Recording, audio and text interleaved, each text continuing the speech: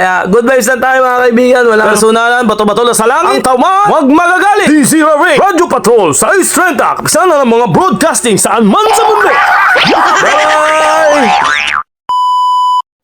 So magandang umaga, magandang araw sa inyo. Maganda ba araw nyo mga kaibigan ko? Huwag kayo maingay at magpapaalam na ako.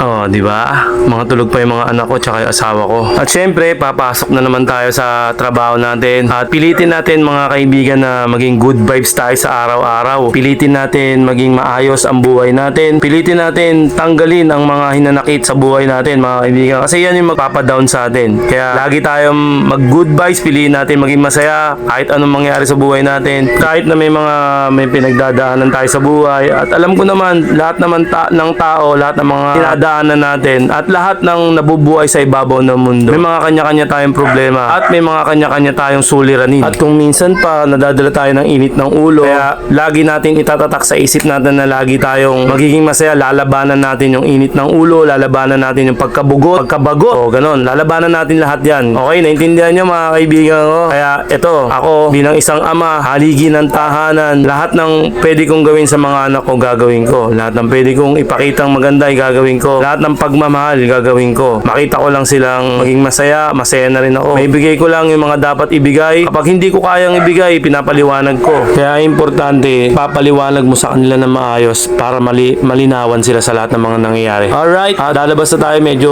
mahirap sa loob ng bahay. Magdadadakdak kasi nga marami natutulog. Bawal maingay. Lalabas tayo.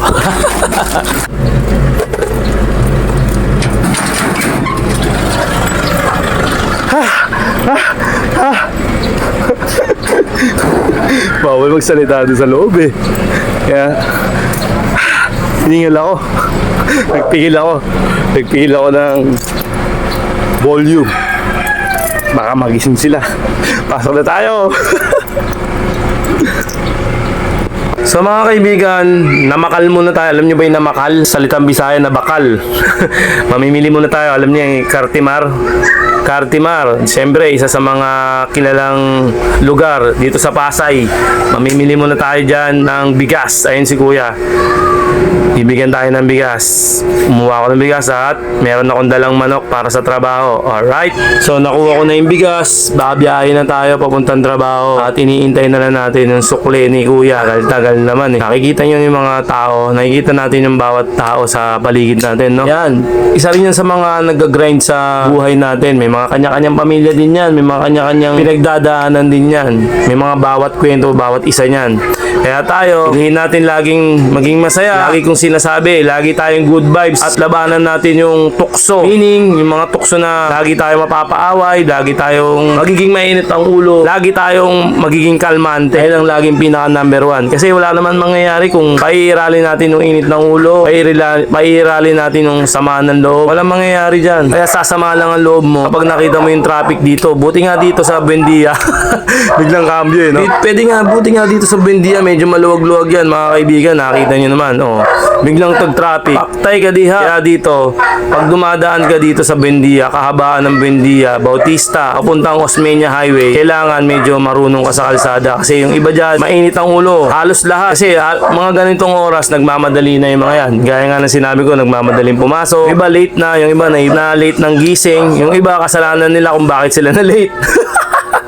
Kaya nakita nyo mula dito sa binabagtas ko hanggang dun sa Ayala ang traffic niyan. Kaya grabe ang traffic dyan. Kaya pag naka 4 wheels ka, good luck sa'yo.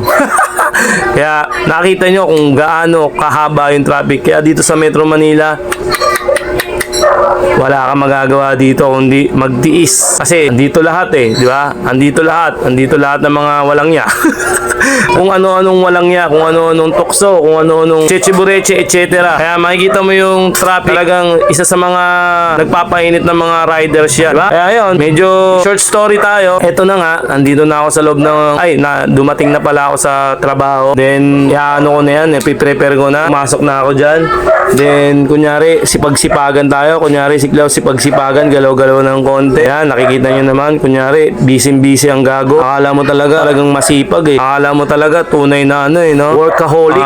Oh, lakas ng tama niya. Laging malakas ang tama niya ni Klaus eh. Kita nyo naman kung gaano gumalaw, di ba? Snappy. Kaya makikita nyo, solid, di ba? Oh, gumagawa-gawa pa ng kung ano-ano. Kaya, ayaw mga kaibigan, wag kayong maniniwala sa mga pinagsasabi ko, ha? Kasi lahat ng mga sinasabi ko, hindi totoo. Walang yaan lamang. Lagi yung tatapusin yung video na to kasi medyo alanganin yung video na to. Kaya kayo, sa mga may mga pamilya dyan, sa may mga asawa at anak, may mga pinagdadaanan, yung mga dapat daanan, chill lang kayo. Maging ano kayo, maging okay kayo. Okay ka ba dyan? O okay ka ba kayo? Okay ba sila? Di ba? Good vibes lang. Huwag kayo magpapatalo sa init ng ulo. Huwag kayo supil sa kung ano man yung pinagdadaanan nyo, mga walang iya kayo. Ganun lang. Kaya good vibes lang tayo mga kaibigan. Walang personalan, bato-bato na sa langit. Ang tauman, huwag magagalit. DZRA Radio Patrol sa 630. Kapisana ng mga broadcasting saan man sa mundo. Bye!